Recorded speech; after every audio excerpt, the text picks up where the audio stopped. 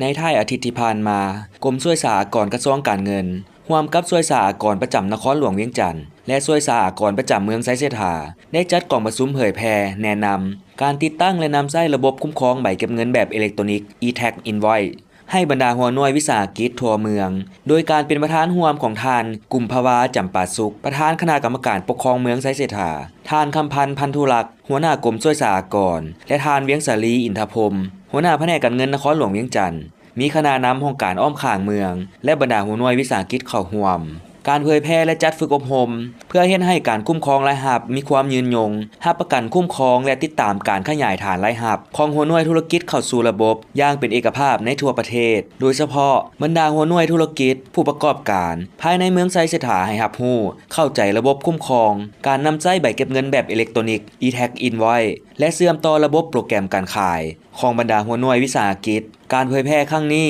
ท่านกุมภาวาจำปาสุขประธานคณะกรรมการปกครองเมืองไซเสถาได้ตีราคาสูงต่อผลสำเร็จของกองประชุมดังกล่าวและได้แสดงความชมเชยต่อคณะรับผิดชอบทุกภาคส่วนที่ได้เอาใจใส่สุ่มกำลังแห้งกายและความรู้ความสามารถจะตั้งปฏิบัติเนื้อในจนได้รับผลสำเร็จซึ่งเป็นการจะตั้งปฏิบัติบรรดาแผนงานที่รัฐบาลได้วางออกโดยเฉพาะการสร้างเศรษฐกิจเอกราชเป็นเจ้าตนเองในระยะใหม่